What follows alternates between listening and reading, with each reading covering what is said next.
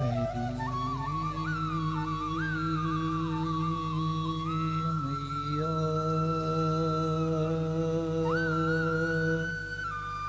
हरि मैया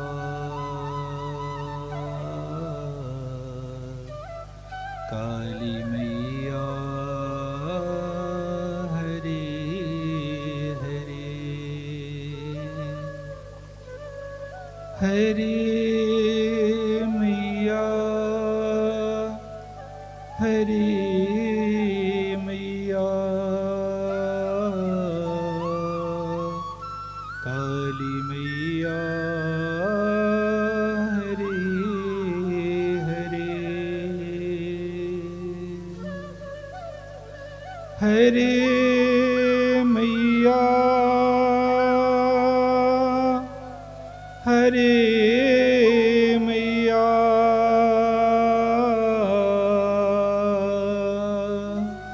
काली मैया हरि हरि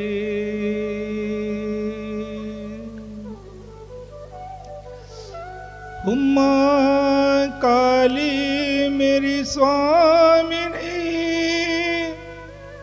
मैं हूँ माँ तेरो दास जन्म जन्म मोहि दीजियो अपने चरणों में बोलिए माता भगवती माँ काली की पवन सुत हनुमान की शंकर भगवान की भैरवनाथ की।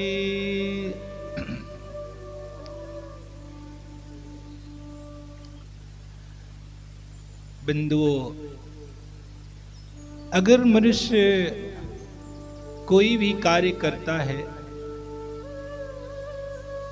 और उसमें निरंतरता आ जाती है, वह निरंतर किसी भी कार्य को करता रहता है तो निश्चित तौर से उसके कार्य में सफलता मिलती है, उसका कार्य अवश्य सफल हो जाता है। परंतु कब सफल होता है? जब उसके अंदर निरंतरता आ जाती है, अर्थात वह हमेशा उसी कार्य को करता रहता है। जिस तरह से एक विद्यार्थी, जो पढ़ने वाले बच्चे होते हैं, वो हमेशा पढ़ते हैं, निरंतर पढ़ते रहते हैं, तब जाकर के साल में जब परीक्षा होती है, पेपर होता है, तो उसमें फर्स्ट नंबर में आते हैं, पहले ही स्थान उनका आता है। पर कब आता है? जब वो हमेशा करते रहते हैं, निरंतर करते रहते हैं। और निरंतरता जब व्यक्ति के आ जाती है, वो निरंतर करता रहता है, तो सफलता अवश्य मिलती है। कहा भी गया है कि करत करत अभ्यास के जड़मति होए सुजान, रसरी आवत जात ही शिल पर करत निशान। कितना भी मंद बुद्धि का व्यक्ति क्यों ना हो, लेकिन जब वह बार बार अभ्यास करता है ना, तो वह भी बुद्धिमान हो जाता है। उसी तरह से रसरी के बार बार आने जाने पर पत्थर पर भी निशान बन जाते हैं। तो कहने का भाव सिर्फ इतना है कि अगर हम किसी काम में लग गए हैं, कर रहे हैं, तो हमें हमेशा करते रहना चाहिए। उसी तरह से हम लोग अगर भक्ति में लगे हुए हैं, भक्ति कर रहे हैं, पूजा पाठ कर रहे हैं, तो उसमें भी हमें निरंतर करते रहना चाहिए। ऐसा नहीं कि हमने 1 महीना 2 महीना किए और कुछ नहीं हुआ, अरे गुरुजी कोई लाभ नहीं हो रहा है, चलो बंद कर देते हैं। नहीं, ऐसा नहीं करना चाहिए, निरंतर करते रहना चाहिए।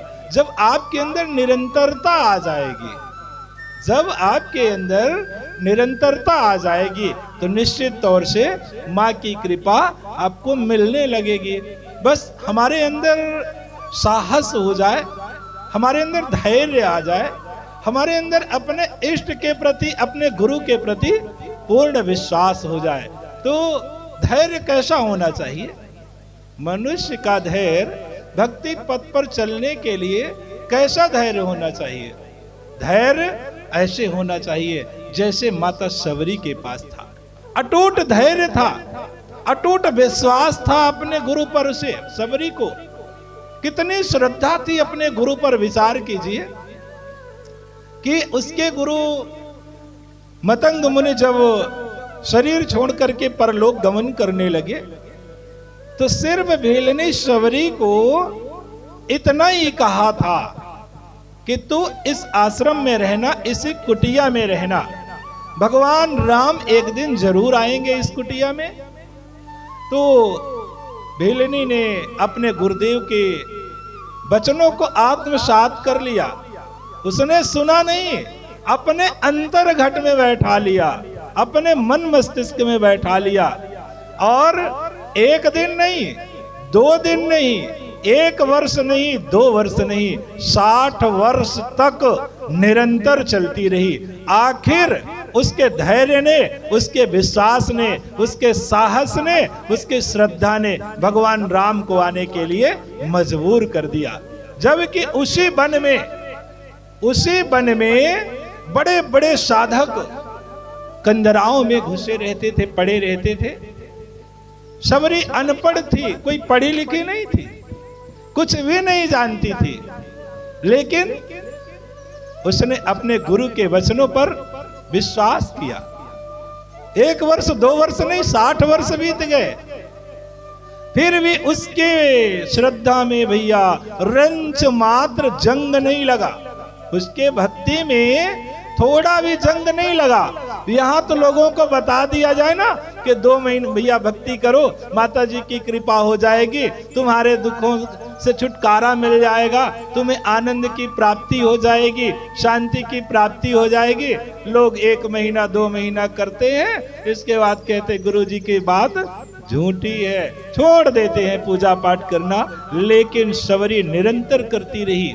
ऐसा कहा जाता है कि जब माता शबरी भगवान राम के आने के लिए रास्ता साफ करती, उसमें फूल बिछाती और शाम तक इंतजार करती भगवान के आने का, परंतु जब भगवान का आगमन नहीं होता था ना, तो वो अंदर आके हताश नहीं होती थी। वो अंदर आकर हताश नहीं होती थी कि आज भी भगवान नहीं आए। नहीं, उसके अंदर और श्रद्धा बढ़ती थी कि हमारे गुरु जी ने कहा है आज नहीं आए हैं ना, तो कल पक्का आएंगे। क्यों आएंगे? क्योंकि हमारे गुरु जी ने कहा है। उसके अडिगता को देखिए, उसके भक्ति को देखिए। फिर कल सुबह होती, और सुबह वो भोर से ही, क्योंकि आज नहीं आए थे ना, तो कल जो है तो भोर से ही लग जाती, भोर में ही वो लग जाती, बढ़िया झाड़ू लगाती, फूल बिछाती रास्तों में, फिर भगवान के आने का इंतजार करती। रात बीत जाती, शाम हो जाती, रात्रि का पहर आ जाता, भगवान नहीं आते। तब भी शबरी के अंदर वही और उत्साह बढ़ा, वो और उत्साहित हो रही है कि हमारे गुरुजी ने कहा है अब नहीं आए हैं ना, तो अब तो जरूर आएंगे आज। और बड़े उत्साह के साथ फिर से वो लग जाती थी, निरंतर लगी रहती थी। एक दिन बीतता तो और वो उत्साहित होती। और यहाँ हम लोगों की दशा है कि एक दिन नहीं हुआ तो दूसरे दिन हम लोग मुड़ जाते हैं, लेकिन शबरी मुड़ती नहीं थी। उसके अंदर और श्रद्धा बढ़ती चली गई, उसके अंदर और श्रद्धा बढ़ती गई। आखिर एक दिन भगवान को आना ही पड़ा। और जब भगवान राम आते हैं, शबरी देखती है कि भगवान राम आ गए, तो सामने खड़े थे भगवान। शबरी जब देखी कि भगवान आ गए, तो वो भगवान राम को छोड़ करके तुरंत कुटिया की ओर भगती है, अपने अंदर चली जाती है। लक्ष्मण जी रहते हैं, देखते हैं कि ये तो भगवान का आने का इंतजार कर रही थी, अब तो ये अंदर चली गई।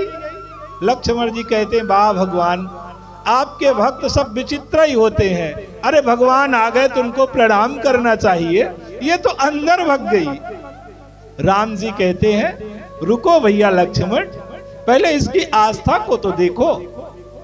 तो बंधुओं, आज शबरी माता अंदर जाती है और जो गुरुदेव जी का खड़ाऊं रखा हुआ था, उठे उसे वो सिर पर रख करके आती है, भगवान राम के पास रख देती है और कहती है, गुरुदेव पहले आप भगवान का दर्शन कर लीजिए तो फिर हम कर लेंगे, क्योंकि आपके कहने के अनुसार ही भगवान राम का आगमन हुआ है। सबरी की आस्था को देखिए, कितनी बड़ी आस्था थी। तो कहने का भाव है कि हमारे अंदर भी भक्ति उसी तरह से हो, चट्टान की तरह हो। जैसे चट्टान होती है ना, छोटे मोटे उसमें पत्थर मारे तो वो कभी टूट नहीं सकता, उसी तरह से जो दुख है ना, ये दुख रूपी कंकड़ है, भगवान मारते हैं हम लोगों के ऊपर कि हम भी बैठे जरा ध्यान देना, पर उससे विचलित नहीं होना चाहिए। भक्ति हमारी चट्टान की तरह हो। ये छोटी मोटी समस्याएं आती हैं और चली जाती हैं। भक्तों के ऊपर तो अनेकों समस्याएं आती हैं, क्योंकि भगवान भी देखते हैं कि हमारे भक्त के अंदर धैर्य कितना है। थोड़ी देर विचार कीजिए कि आप लोग मिट्टी की मटकी खरीदने जाते हैं ना, घड़ा, तो उसे कितनी बार देखते हैं? कई बार उसको ठूंकते हैं, बजाते हैं, तब फिर लेते हैं। तो जब मिट्टी का बर्तन खरीदने के लिए, मिट्टी के बर्तन को अपने पास लाने के लिए हम लोग इतना परीक्षण करते हैं, तो भैया भगवान के पास जाना है तो भगवान भी तो हम लोगों को ठोक बजा करके ही न बुलाएंगे कि हमारा चेला पक्का है या कच्चा है। तो भक्ति हमें निरंतर करते रहना चाहिए। समस्या चाहे जितनी बड़ी हो, पर भक्ति से हमें कभी विमुख नहीं होना चाहिए। भगवान भी परीक्षा लेते हैं। तो फिर भक्ति क्या है? भक्ति क्या है? भक्ति किसे कहते हैं? तो भक्ति का बहुत सरल अर्थ है, बहुत सीधा अर्थ है। भक्ति करने के लिए पढ़ाई की जरूरत नहीं होती। भक्ति करने के लिए तो हमें भाव की आवश्यकता होती है। तो भक्ति क्या है? भक्ति किसे कहते हैं? तो कहा जाता है कि किसी व्यक्ति के अंदर किसी के प्रति प्रेम प्रकट हो जाना ही भक्ति कहलाती है। किसी व्यक्ति के अंदर किसी के प्रति प्रेम प्रकट हो जाना ही भक्ति कहलाती है। अब वह प्रेम माता पिता के लिए भी हो सकता है, भाई बहन के लिए भी हो सकता है, पति पत्नी का भी प्रेम हो सकता है, और प्रेमी प्रेमिकाओं का भी प्रेम हो सकता है। बस जैसे आप लोगों ने देखा होगा ना कि लोग कहते हैं ये फलाने का भक्त हो गया है, माने वो प्रतिदिन उससे बातें करता है, जाता है, उसके पास बैठता है। तो प्रेम प्रकट हो जाना ही भक्ति कहलाती है। अब वो प्रेम संसार के लिए भी हो सकता है और अपने इष्ट के लिए, अपने गुरु के लिए भी हो सकता है।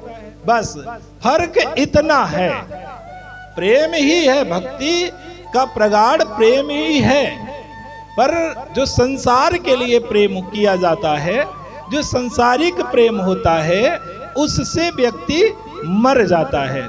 लेकिन व्यक्ति का प्रेम अपने गुरु के प्रति हो गया, अपने इष्ट के प्रति हो गया, तो व्यक्ति तर जाता है, संसार सागर से पार हो जाता है। बस है प्रेम ही, परंतु एक प्रेम हमें मरण की ओर ले जाता है, लेकिन दूसरा प्रेम हमें तरण की ओर ले जाता है, तारने की ओर ले जाता है। अब संसार में जो प्रेम किया जाता है वो मरण की ओर क्यों ले जाता है? संसारिक व्यक्तियों से, संसारिक वस्तुओं से अगर मनुष्य प्रेम करता है तो वो मर क्यों जाता है? क्योंकि इस संसार में चाहे आप जिससे प्रेम करें, किसी वस्तु से करें या किसी व्यक्ति से करें या किसी पशु से प्रेम करें, तो उसे एक न एक दिन आपको छोड़ करके जाना ही पड़ेगा। उसको कोई रोक नहीं सकता। चाहे पति पत्नी का प्रेम हो या माता पिता का प्रेम हो, उसे एक दिन छूटना ही पड़ेगा। चाहे पति छोड़ के जाए पहले या पत्नी छोड़ के जाए, अलग तो होना पड़ेगा ना। फिर कैसा प्रेम है, कैसा प्रेम है? प्रेम तो अनंत जन्मों के लिए होता है। भैया तुम इसी जन्म में छोड़ के जा रहे हो, कहते नहीं नहीं हम प्रेमी हैं। अरे कैसे प्रेमी हो? इसलिए प्रेम उससे कीजिए जो अनंत जन्मों तक साथ दे। प्रेम हमारा अपने इष्ट से होना चाहिए, अपने गुरु से होना चाहिए, तभी हमारा जीवन सफल हो सकता है, सार्थक हो सकता है। तभी हमारे अंदर भक्ति का प्रागट्य हो सकता है। और जब हमारे अंदर भक्ति प्रकट हो जाएगी ना, तो निश्चित तौर से भगवान के दर्शन कर लेंगे। अपने इष्ट के हम लोग दर्शन कर सकते हैं। दर्शन करना कोई बहुत बड़ी बात नहीं है। दर्शन करना बहुत सहज है, बहुत सरल है। हर व्यक्ति दर्शन कर सकता है, बस उसके अंदर एक तड़प हो, एक प्रेम हो पाने के लिए कि नहीं हमें दर्शन करना है। अच्छा, इसमें एक बात और बहुत बड़ी बाधक है। जब भक्त परमात्मा की ओर बढ़ता है ना, तो जो संसार की व्यवस्थाएं हैं उसमें उसके इष्ट के द्वारा और उलझा दिया जाता है। जैसे उदाहरण के लिए कोई भक्त कुछ दिन तक बढ़िया पूजा पाठ किया, बड़ा आनंद आया उसे पूजा पाठ करने में, और जब करीब बढ़ने लगा भगवत प्राप्ति की ओर, जब करीब बढ़ने लगा, तब उसे संसारिक वस्तु में ढकेल दिया जाता है कि लो तुम ये ले लो, संसारिक वस्तु ले लो ताकि हमारे इधर न आओ। व्यक्ति उसी में उलझ जाता है और कहता है नहीं अब हमारे पास भक्ति करने के लिए समय नहीं है। माने ये तो व्यवस्था उस तरीके से है जैसे छोटा सा बच्चा जब रोता है ना, तो उसकी माँ रहती है तो कहीं खाने की टॉफी दे देती है, कहीं बिस्कुट दे देती है, और उसको पकड़ा करके अपना वो काम करने लगती है। तो बस भगवान की चातुरता यही है, वो इसी में हम लोगों को उलझा देते हैं। संसारिक वस्तु रूपी टॉफी दे देते हैं कि ले बेटवा इसे खा, इसी में खेलते पड़ा रहा, हमारे पास तक ना, हम अपना काम कर लें, क्योंकि ब्रह्मांड का कार्य है ना, ब्रह्मांड के जननी है ना, तो वो हम लोगों को संसारिक वस्तु रूपी टॉफी देती रहती है कि चलते रहो उसी में। तो बहुत सारे भक्तों का भटकाव यही हो जाता है, लोग वहीं से विमुख होने लगते हैं, जबकि ऐसा नहीं होना चाहिए। हमारे अंदर भाव हो कि हमने इतना किया तो हमें इतना मिला, भैया ये तो जाएगा साथ में नहीं, तो हम तो कुछ आगे करते रहें ताकि हमें वो धन प्राप्त हो सके जो हम इस संसार से भी जब जाएं तो हमारा साथ वो कभी ना छोड़े। हमें ऐसे धन को पकड़ने का इंतजार करना चाहिए। पर बताए ना कि वही होता है कि भगवान भी बस हम लोगों को टॉफी खिलाते रहते हैं कि लो टॉफी खाते रहो ताकि इधर मत बढ़ पाओ। लेकिन जब बच्चा टॉफी आपी को फेंक देता है कि लो मम्मी हम नहीं खाएंगे, हमें तो केवल माँ चाहिए, तो फिर माँ क्या करती है? माँ सारे काम छोड़ करके और बच्चे को गोदी में उठा लेती है। विचार कीजिए कि जब संसारिक माँ को पा करके बच्चा आनंदित हो जाता है, तो जो जगत की माता है, जगत की जननी है, अगर कहीं हम लोगों का दर्शन मिल गया तो हम लोगों का कितना आनंदित होगा हृदय, ये विचार करने की बात है। इसलिए हमें निरंतर पूजा पाठ करते रहना चाहिए, निरंतर भक्ति करते रहना चाहिए। हमारे अंदर हमारे इष्ट के प्रति पूर्ण समर्पण का भाव होना चाहिए, तो निश्चित तौर से वो हमारे हर पल साथ रहते हैं। भक्तों के साथ तो हमेशा भगवान चलते ही रहते हैं। उसी कड़ी में एक माधव दास जी का नाम आता है, बहुत बड़े संत थे और ऐसा कहा जाता है जगन्नाथपुरी में उनका निवास था, जगन्नाथपुरी में वो रहते थे। भगवान के बहुत बड़े भक्त थे, भगवान उनके साथ हमेशा चलते थे और उनकी ऐसी स्थिति हो गई थी कि भैया वो भगवान को भी डांटने लगे, चुपकर बैठ यहीं बैठ, पूरा दिन मत चलना हमारे साथ। ये कंडीशन हुआ उनका। कहीं भी जाते माधव दास, कहीं भी जाते भगवान पीछे पीछे लगे रहते, इतना रेज गए थे भगवान। तो भगवान को डांट करके बैठाते, बैठ बैठ यहीं, बार बार मना किया ना, यहीं बैठ। भगवान भी चुपचाप सिकुड़ कर बैठ जाते थे। इतने बड़े भक्त हुए भगवान के। एक बार की घटना आती है कि माधव दास जी बोले कि हम वृंदावन जाएंगे घूमने। भगवान बोले हम भी चलेंगे महाराज, छोड़ेंगे नहीं। माधव दास बोले चुप बैठ यहीं रहना, जाना नहीं कहीं। भगवान बोले क्यों ना जाए, धीरे से। भगवान धीरे से बात कर रहे हैं, तेजी से नहीं, क्योंकि भक्त के सामने भगवान एक पैर में खड़ा रहते हैं। ये भक्त की ताकत होती है, ये भक्त की क्षमता होती है कि भगवान को भी एक पैर में खड़ा रहना पड़ता है। माधव दास जी ने कहा कि यहीं बैठो। बोले क्यों बैठे महाराज जी, हम भी चलेंगे, हम अकेले कैसे रह पाएंगे आपके बिना। भगवान कह रहे हैं कि हम आपके बिना अकेले कैसे रह पाएंगे। माधव दास जी कहते हैं कि हम ले इसलिए नहीं जा रहे हैं कि भैया रास्ते का सफर है, हम तुझे कहाँ खिलाएंगे, कहाँ पिलाएंगे। हम तो ठीक है भूखे चल लेंगे, पर तुझे तो भोग चाहिए ना, तू तो बिना खाए नहीं चल पाएगा ना। हम तो चल लेंगे, हमारे पास क्षमता है सहने की, पर तू तो नहीं सहन कर सकता ना भूख, इसलिए तुझे नहीं ले पाएंगे, तू यहीं रह। भगवान बोले नहीं चलेंगे। फिर डांट के बोले कि अब हिल गया, आवाज नहीं निकलनी चाहिए मुख से। माधव दास की बात को सुन करके कि अब महाराज जी क्रोध में आ गए हैं, अब भगवान जो है चुपचाप बैठ गए। माधव दास जी भोर हुआ और निकल पड़े वृंदावन के लिए पैदल। चलते चले जा रहे हैं, चलते चले जा रहे हैं। लगभग 8 बजा हो गए सुबह। माधव दास जी को इतना भूख लगी, इतना भूख लगी कि उनसे अब रहा नहीं गया।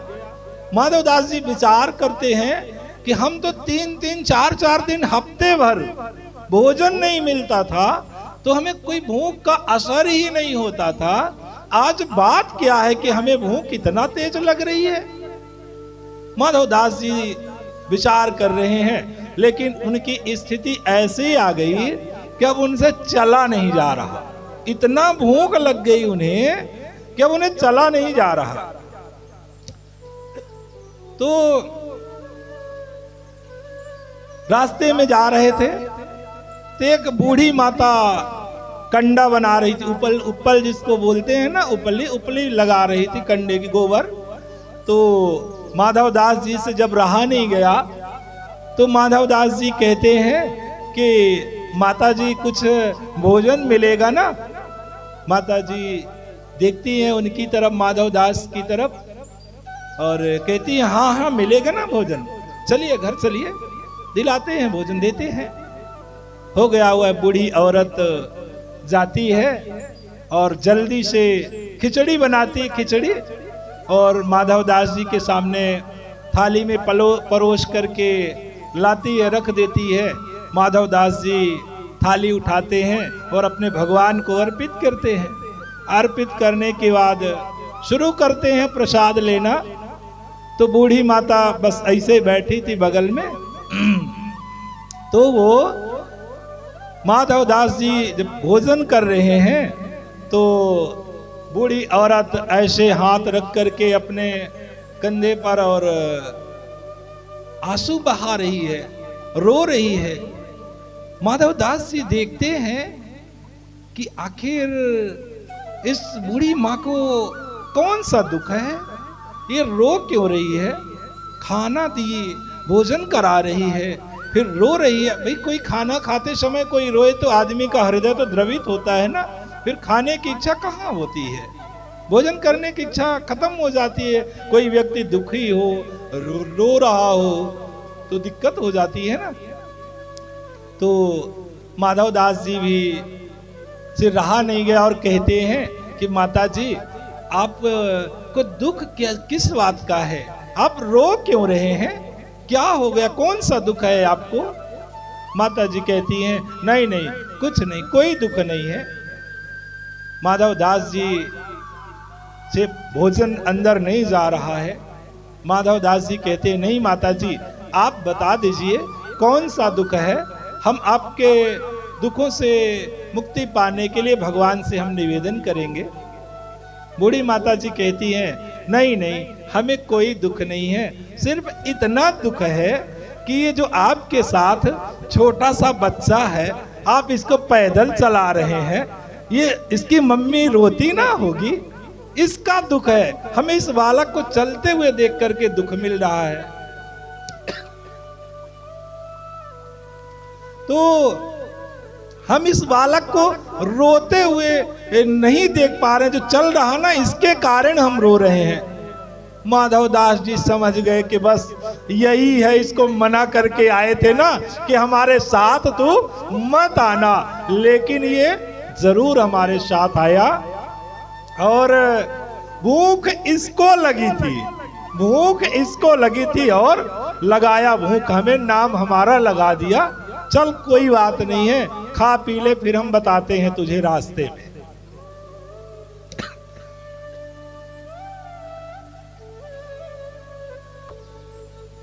तो माधव दास जी कहते हैं कि रुक खा ले, यहां कर ले भोजन, फिर रास्ते में हम बताएंगे तुझे। अब भोजन वोजन किए, भोजन करने के बाद बस गांव से बाहर निकले। अब बैठ गए माधव दास जी, अब कोई दिख नहीं रहा है। तूने आया क्यों हमारे साथ? हमने तुझे मना किया था, फिर क्यों आया? तूने हमारा नाक कटवा दिया, तूने हमारी बेइज्जती करा दिया। अरे भैया भगवान को इतना सुनाए, इतना सुनाए, भगवान चुपचाप बैठ करके सुन रहे हैं। तो ये भक्तों की दशा होती है। आखिर माधव दास जी को वापस आना ही पड़ा, फिर से वापस लौटे, वृंदावन नहीं गए। बोले आओ हम नहीं जाएंगे तेरे साथ वृंदावन, हम अकेले ही जाएंगे। तू पता नहीं कहां कहां में भूख लगवाएगा और किससे हमें मांग करके खाना पड़ेगा। तो भक्तों की तो ये दशा होती है। भगवान तो फिर अनेक लीला, जैसे बच्चे नहीं खेलते हैं, तो भक्तों के साथ भगवान भी उसी तरह से खेलते रहते हैं। एक बार की घटना है माधव दास के जीवन की। तो एक बहुत बड़े विद्वान थे, प्रकांड विद्वान थे, और वो विश्व विजयी विद्वान थे, विश्व विजयी विद्वान थे। अब ऐसा कहा जाता है कि शास्त्रार्थ में जो व्यक्ति काशी से जीत लिया, विजय हो गया काशी में जाकर के, वो पूरे विश्व विजेता कहला जाता है। अब वो जो विद्वान था तो बनारस गया, काशी, वहां के विद्वानों से चर्चा किया। तो कुछ विद्वान तो हार गए, कुछ विद्वान उस विद्वान से शास्त्रार्थ में हार गए। लेकिन जो कुछ पहुंचे हुए संत थे उन्होंने कहा कि भाई ऐसा है कि यदि तुम माधव दास से शास्त्रार्थ करने में जीत जाओगे तो हम पूरे काशी के लोग हार अपनी स्वीकार कर लेंगे, क्योंकि जानते थे कि भगवान उनके साथ जब चलते हैं तो उनको कोई हरा कैसे सकता है। और वो जो विद्वान था, जो अपने आप को विश्व विजेता समझता था, उन्होंने सरस्वती की सिद्धि किया था। माता सरस्वती उसके जीभ पर हमेशा बैठी रहती थी, इसलिए उसे कोई परास्त कर नहीं पाता था। अब वो विचार किया कि हम माधव दास से शास्त्रार्थ करेंगे, क्योंकि हमें विश्व विजयी बनना है, विश्व विजेता बनना है। चल दिया जगन्नाथपुरी की ओर, माधव दास की ओर। माधव दास जी के पास पहुंचा तो माधव दास जी एक पत्थर पर बैठे थे, उनके पास कुछ था नहीं, बस एक कमंडल था और 2 लंगोटी थी। जब नहाते थे तो एक लंगोटी को सुखाने के लिए, एक लंगोटी को पहनने के लिए। उनके पास इतना कुल धन ही था, पर भगवान को बहुत हड़काते थे, इतना उनके पास व्यवस्थाएं थी। पहुंचे विद्वान जी, पहुंचे माधव दास जी के पास, तो बस अहंकार ये है ना, हम विद्वान विश्व विजेता। माधव दास जी को दिखाया कि हम फला फला जगह से विजयी हुए, ये हमारे पास प्रशस्ति पत्र है, सभी ने दस्तखत किया है। तो आपको भी हमारे साथ शास्त्रार्थ करना पड़ेगा और हम आपको शास्त्रार्थ में पराजित करेंगे। माधवदास जी भगवान के भक्ति में लीन बोले, भैया ऐसा है कि हम कोई पढ़े लिखे हैं नहीं, बस भगवान का नाम भजते हैं और शास्त्रार्थ तो हम जानते नहीं कि होता क्या है, हमसे शास्त्रार्थ से मतलब क्या है, बस भगवान का नाम हमारे मुख से निकलता है, बस इतना ही हम जानते हैं। तो उस व्यक्ति ने कहा फिर आपको हार स्वीकार करनी पड़ेगी। बोले हाँ ये बात ठीक है, हम अपनी हार है स्वीकार करते हैं। बोला नहीं, मुंह से कहने से नहीं होगा, आपको लिखित में देना होगा।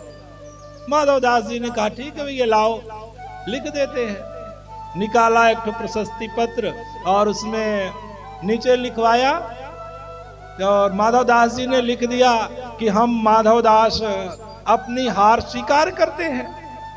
अब वो प्रशस्ति पत्र लेके बड़ा खुश हुआ कि अब जाएंगे तो काशी में जितने भी विद्वान हैं सब दंडवत हो जाएंगे। भैया वो तो यहाँ से बड़े अहंकार के साथ ऐंठते हुए गया बढ़िया काशी में, और जहाँ विद्युत परिसर था वहां गया। बोला कि आप लोग माधवदास की बात करते थे, माधवदास तो हमसे हार स्वीकार कर लिए। कुछ लोगों ने कहा माधवदास हार स्वीकार कर लिए, ये तो कभी संभव नहीं। भाई भगवान जिसके साथ खेलते हो, जो भगवान को डांट दे भगवान बैठ जाए, वो कभी परास्त हो सकता है, पराजित हो सकता है किसी व्यक्ति से।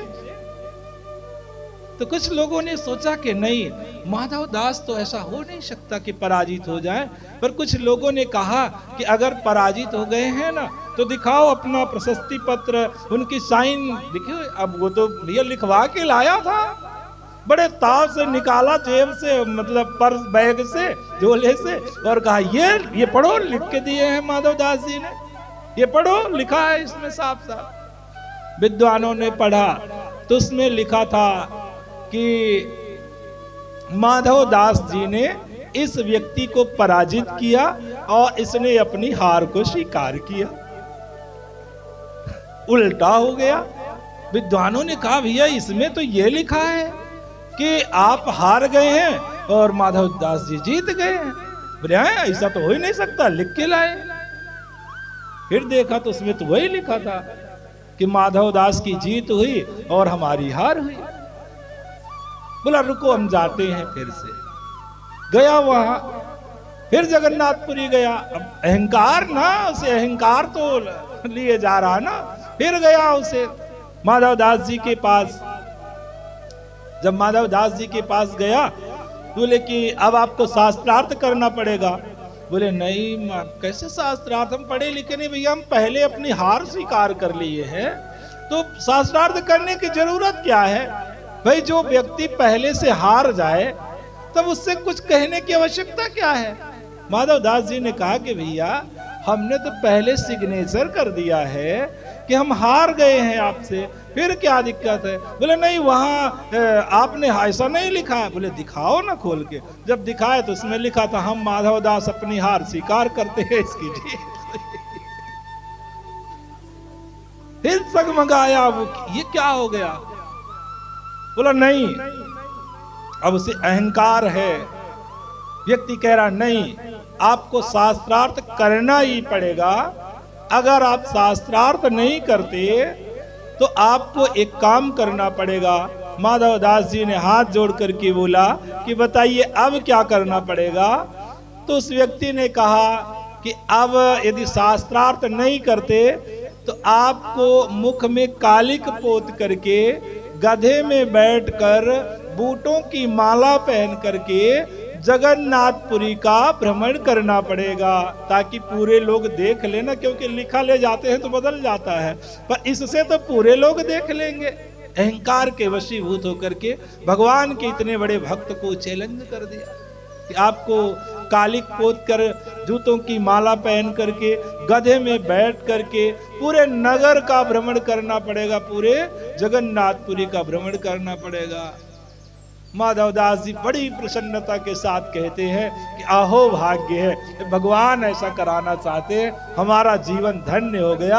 कि हम गधे में बैठ करके पूरे जगन्नाथपुरी की परिक्रमा करेंगे। पर बस एक काम है, हमारा टाइम हो गया स्नान करने का, हम समुद्र नहाने जाते हैं, वो समय हो गया है, और नहा ले हम जा करके और फिर आते हैं तो आप बड़े आराम से बढ़िया गधे में बैठा के बड़ा आनंद आएगा। ऐसा लग रहा है कि उन्हें कोई फर्क ही नहीं पड़ रहा, और वास्तविकता भी है। जो भक्त होते हैं ना, उनको मान अपमान सम्मान कोई लेना देना नहीं, क्योंकि वो शरीर से अलग हो जाते हैं। एक सिया राम दास बाबा थे, यही आपके छतरपुर की घटना है, अभी ज्यादा दिन नहीं हुआ, मुश्किल से 130 वर्ष के पहले की बात बता रहे हैं। छतरपुर गए हैं हम, देखे हैं, उनका आश्रम भी है, बहुत पहले गए थे। तो एक सिया राम दास बाबा थे, वो शरीर से परे थे, माने कहाँ जा रहे हैं क्या कर रहे हैं, लोग उन्हें पागल कहने लगे थे कि पागल हो गए हैं, और जहां पाते घूमते फिरते रहते, कपड़े में कुछ कोई ओढ़ा दिया तो ओढ़ लिए, कोई दे दिया तो ले लिए, नहीं तो ऐसे चलते रहते। एक बार क्या हुआ, ठंडी का समय था, तो कुछ लोग पानी लगा रहे थे ठंडी के समय में, जैसे किसान लोग नहीं लगाते खेतों में पानी, तो सिया राम दास बाबा वहीं ऐसे घूम रहे थे, टहल रहे थे, तो जंगल के किनारे मस्ती के साथ भगवान में लीन थे। अब हुआ क्या, कुछ किसानों ने देखा कि संत हैं, हमने घूम रहे हैं, ठंडी इतना तेज है, चलो इनके बगल में आग जला देते हैं, तो कुछ ताप लगेगी, गर्मी लगेगी, ठंडी इनको नहीं लगेगी। इतने शीत में, ये ठंड में ये सो रहे हैं यहाँ जंगल में, तो आग जला दिए किसानों ने। अब सिया रामदास बाबा हुआ क्या कि सोते समय उन्होंने अपना कर्मठ बदला होगा, तो पैर उनका दोनों घुटने के नीचे चला गया आग में, पूरा पैर जल गया, उनको खबर नहीं हुई। इतना वो मस्त थे मस्ती में, भगवत प्राप्ति में, भगवान के ध्यान में, उन्हें पता नहीं चला कि पैर जल गया। अब सुबह जब किसान लौटे तो देखे तो उनका पैर पूरा घुटने से नीचे, माने हड्डी बस बची थी, बाकी सब जल गया था। बोले अरे तुम्हारा पैर जल गया? बोले हमारा पैर जल कैसे सकता है, जो हमारे पैर है ही नहीं है तो जलेगा कहां से? बोले ये किसका पैर है? बोले जल गई, हमारा नहीं है पैर। श्री रामदास बाबा ने कहा हमारा पैर नहीं है, हमारे पैर है ये नहीं, जला कौन सकता है? नैनम छिद्रंत शस्त्राणि नैनम दहति पावका, इसको कोई जला नहीं सकता। वो इसमें थे, माने इससे शरीर से ऊपर के ज्ञान में निकल चुके थे। उन्होंने कहा हमारा पैर जल ही नहीं सकता, जल कैसे गया? हो गया इतना कह के कुछ लोग जब निकल गए, दोपहर के वक्त देखते हैं कि श्री रामदास बाबा का पैर पूरा सलामत है, और फिर वो टहल रहे, उसे मस्ती में सीताराम में लगे हुए हैं। तो भक्तों की यह दशा होती है। तो माधव दास जी की स्थिति वही हुई, उन्हें न अपमान से न सम्मान से कोई लेना देना नहीं। उन्होंने एक शब्दों में कहा कि हम स्नान करके आते हैं तो भैया तुम्हें जो करना होगा सो कर लेना, कोई दिक्कत नहीं है हमें। अब वो चले गए स्नान करने महाराज जी। अब ये इधर वो इंतजार में के आएंगे। तब तक हुआ क्या कि भगवान जो थे, भगवान एक पंडित का वेश बना के फटी सी परदनी पीताम्बर और एक बस्ता टगाए हुए, पोथी वाला नहीं टगाए रहते बस्ता टगाए हुए आए। अब भीड़ लगी हुई थी कि अब माधव दास जी को आज गधे में बैठा के शास्त्रार्थ में पराजित नहीं करिए। तो भीड़ लगी हुई थी, गांव के कुछ लोग मानने वाले भी होते हैं, कुछ लोग तमाशा देखने वाले भी होते हैं। तो भीड़ लगी हुई थी। भगवान एक पंडित का वेश बना करके आए। बोले वो हमारे गुरुजी कहाँ गए? गुरुजी कहाँ गए? तो बोले कौन गुरुजी? बोले वो माधव दास बाबा हमारे गुरुजी है ना, कहाँ गए? बोले वो नहाने गए, स्नान करने गए। बोले अच्छा ये भीड़ क्यों लगी हुई है? तो जो विद्वान महाराज बैठे थे बोले कि ये महाशय जी आए हैं और आपके गुरुजी से शास्त्रार्थ करेंगे, और नहीं तो फिर इनको गधे में बैठा करके जूतों की माला पहनाकर कालिक पोत कर पूरे जगन्नाथपुरी की परिक्रमा कराएंगे। भगवान जो पंडित के वेश में, हमारे गुरुजी को ये परिक्रमा करवाएंगे कालिक पोत कर शास्त्रार्थ के लिए? अरे भैया तुम्हारे गुरुजी को छोड़ दो, पहले इस छोटा सा चेला है उससे पहले निपट लो, फिर गुरुजी के पास जाना। अब भगवान होते हैं, सरस्वती क्या उनकी सहचरी है ना। भगवान सामने को बोले चलो खड़े हो जाओ, 2 मिनट में शास्त्रार्थ कर देते हैं ना। भगवान खड़े हुए, इशारा किए माता जी को, माता जी लुल्लो हो गई, चली गई। जब माता जी चली गई, अब भगवान ने शास्त्रार्थ शुरू किया। जीव क्या है, जीव क्या है, खत्म कहानी, खत्म करने लगा। बोले तो भैया अब जो गुरु जी को करना था ना, तो बस आपके साथ होना चाहिए। अब आप बढ़िया कोयला मंगवाए, पिसवाए, मुंह में कालिक पोती गई विद्वान महाराज के, और जूतों के जितने लोग दर्शक थे जूतों की माला पहनाई गई, गधे में बैठाया गया। अब परिक्रमा के लिए माधव बाबा की जय, माधव बाबा की जय, जयकारा लग रहा है। चल दिए सब बड़े मस्ती के साथ। उधर से माधव बाबा नहा करके स्नान करके आ रहे थे, बोले जयकारा लग रहा है, हो क्या गया जयकारा? उनको कुछ पता ही नहीं है कि हो क्या गया। अब उधर से माधव बाबा आते, भैया क्या हो गया, काहे की जयकारा लग रही है, कि क्या हो क्या गया? बोले वो एक विद्वान आए थे, तो वो बाबा जी को बोले थे आपको कि हम गधे में बैठा कर ऐसा ऐसा करेंगे, तो आपका एक छोटा सा चेला आया, उनको पराजित कर दिया। माधव दास जी चकित हो गए कि यार हमने आज तक कोई चेला ही नहीं बनाया, हमारा चेला कहां से आ गया। अब भगवान भी सबके बीच में माधव बाबा की जय, माधव बाबा की जय। माधव बाबा बोले चेला नहीं बनाए, आया कहां से? वही होगा, रुको बताते हैं। अभी दौड़े, जैसे जयकारा लगा रहे हैं भगवान पंडित का वेश रखकर, माधव बाबा की जय। दौड़ते हुए जैसे माधव बाबा उनके पास तक आए, तो पंडित जी लुल्लो हो गए, भगवान चले गए। बोले तू यहां से भाग गया ना, चल कुटिया में तो मिलेगा ना, बताएंगे। तो भैया भगवान की ये दशा होती है, भक्तों की ये दशा होती है। तो हमारा मनुष्य जीवन सफल होता है केवल भक्ति से, और भक्ति करने के लिए हमें किसी बहुत सारे वेद पुराणों को पढ़ने की आवश्यकता नहीं। बस हमारे अंदर अपने इष्ट के प्रति भाव आ जाए, श्रद्धा आ जाए, हम उनसे निवेदन करें, उनसे केवल एक ही चाहत रखें, एक ही कामना रखें कि हमें कुछ मत दो, केवल हमें अपना दर्शन दिखा दो, तो निश्चित तौर से दर्शन हो जाएंगे। इसमें किंतु परंतु की कोई बात नहीं होती। तो जब दर्शन हो जाएंगे तो सभी बड़े भाव के साथ बोलिए माता भगवती माँ काली की जय।